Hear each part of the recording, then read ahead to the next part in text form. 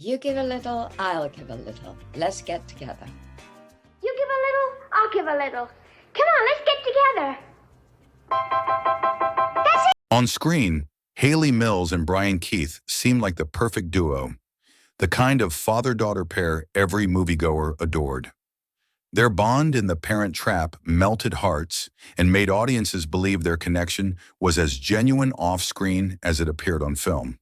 But behind that warm Hollywood glow was a tension no one saw coming. The truth is, Hayley Mills utterly hated working with Brian Keith, and for years she kept the real reason hidden behind her trademark smile.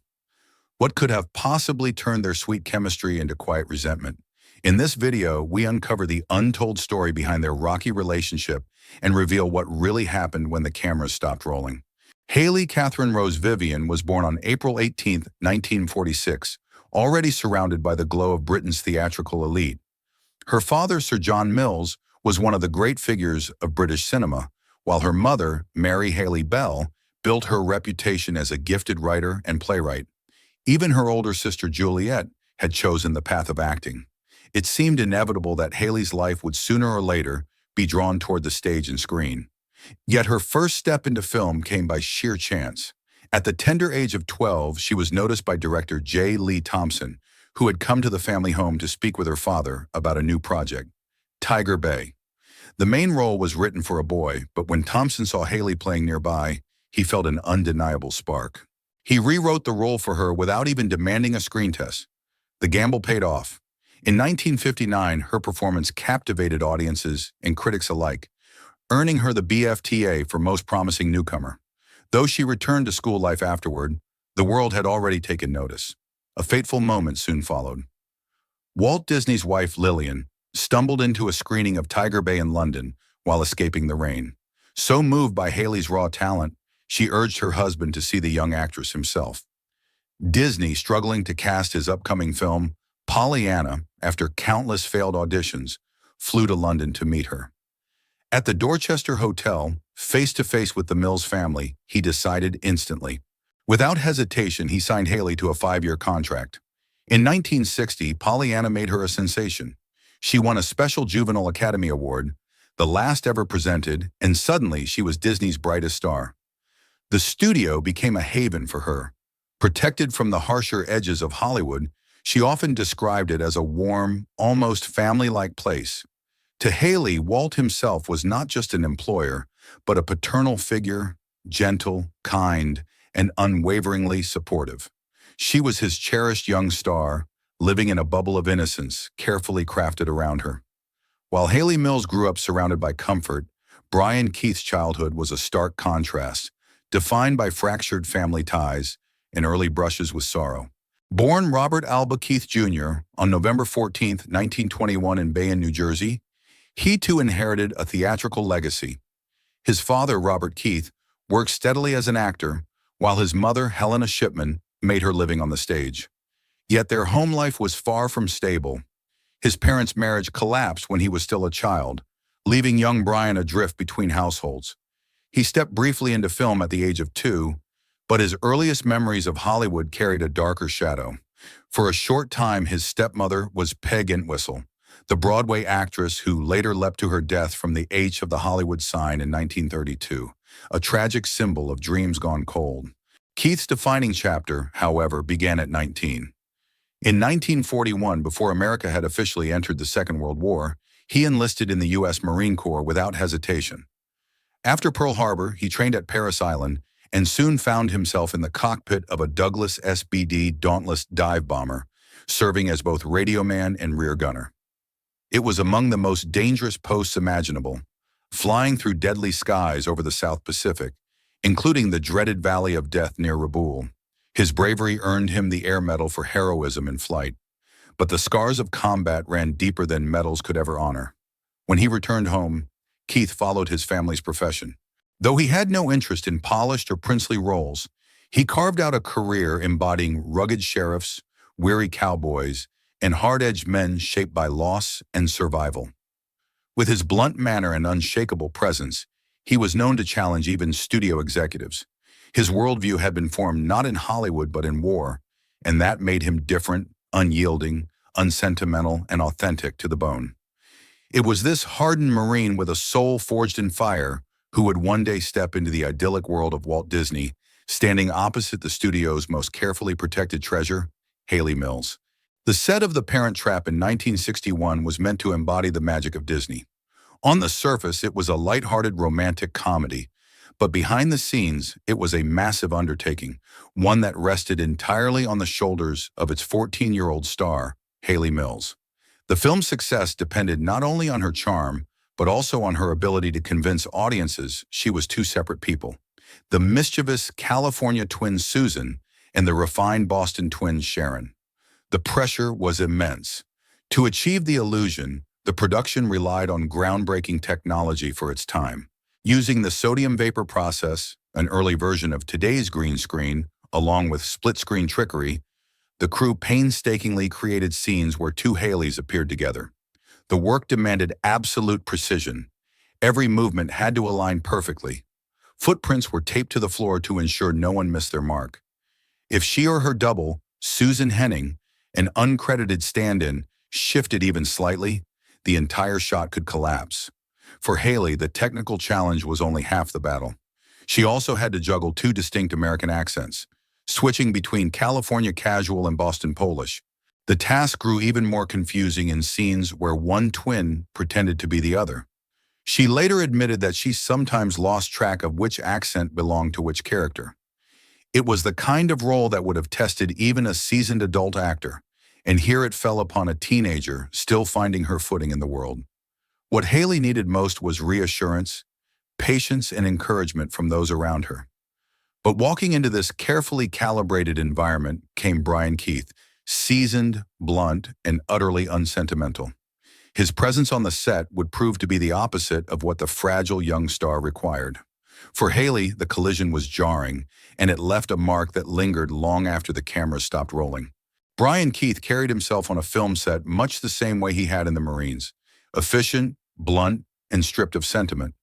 Acting to him was a job to be executed, not endlessly analyzed. His Family Affair co-star Kathy Garver once described how he worked.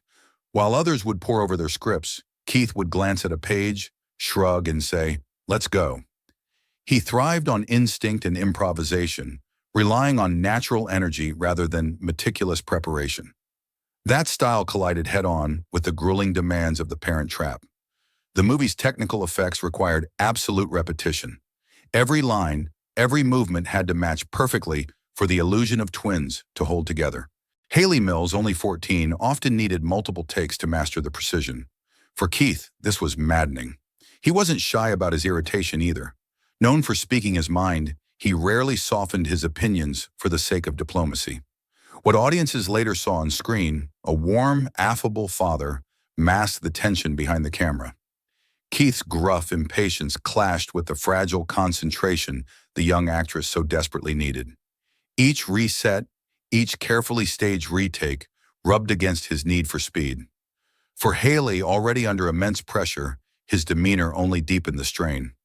Beneath the sunny charm of The Parent Trap lies a harsher reality: the innocence of one young star colliding with the unyielding temperament of a man forged in war. To audiences in 1961, Brian Keith seemed like the perfect father figure: rugged, warm, the kind of man any child would long to call dad. But for Hayley Mills, the reality of working with him was far different. What hurt her most wasn't one cruel act or a single explosive moment, but something quieter and more corrosive: the daily weight of being made to feel unwelcome. Years later, stories began to surface from the set. Keith, it was said, nicknamed her the Golden Goose, a jab at her status as Disney's prize star. He rolled his eyes when she sought clarification on a line, cut her off during table reads, and even mocked her British accent in front of others, calling it pretentious. Each gesture on its own seemed small, but together they formed a pattern, a steady dismissal that wore on a 14-year-old already struggling with nerves and self-doubt. The most dramatic rumor claimed that during a tense scene, Keith lost his temper after Hayley flubbed a line. He allegedly slammed a chair, stormed off the set, and later blamed her for breaking the rhythm. Whether or not this outburst truly happened, the larger truth was clear. The harm came not from singular explosions of anger, but from the constant undercurrent of disdain. Hayley was naturally shy, and the pressure of carrying a massive production while upholding Disney's perfect image had already left her fragile. She needed patience, kindness, and reassurance. Instead, she found herself opposite a man whose blunt, marine-hardened approach left no space for vulnerability. His gruffness became like salt on an open wound. Reflecting later, Hayley described him simply. He was difficult. He made it very clear I wasn't welcome in his space. In a private letter discovered years later, she admitted he was the one person she could not forgive. Not for what he did, but for how small he made her feel. That was the deepest wound. At the height of her stardom, when the world called her extraordinary, her screen father left her questioning her own worth. Beneath the cheerful image of the Parent Trap, the real story was far darker. The innocence of a child star slowly eroded by the indifference of a man who never saw her fragility. What complicates Hayley Mills' story with Brian Keith is that he was not tough with everyone. To many of his colleagues, he was respected, even beloved. Maureen O'Hara, fiery and strong-willed in her own right, admired his rugged style. She worked with him on 3 separate films, and even chose him as her leading man in The Deadly Companions. For her, Keith was a peer, reliable, masculine, and professional. Years later, Kathy Garver, who played his niece on Family Affair, described him as both tough and tender, a man who balanced his macho image with surprising warmth. But Hayley never saw that side of him. The difference lay in age, power, and perspective. Keith was a 39-year-old war veteran accustomed to working alongside adults who could match his blunt energy. Hayley was just 14, still cocooned in the carefully protective environment Walt Disney had built for her. Keith did not soften his manner for the fragile teenager at the center of the Parent Trap. He treated her as he would any actor on a grueling Western set, unable or unwilling to see how his brusqueness landed on a child. What O'Hara interpreted as professionalism, Hayley absorbed as rejection. What others admired as toughness, she felt as cold dismissal. To her, Keith wasn't just another co-star. He became the embodiment of everything she feared about the adult world of Hollywood. The arrogance, the impatience, the indifference to a young actor's feelings. That was why she could never forgive him. He was the man who made her feel as though she didn't belong.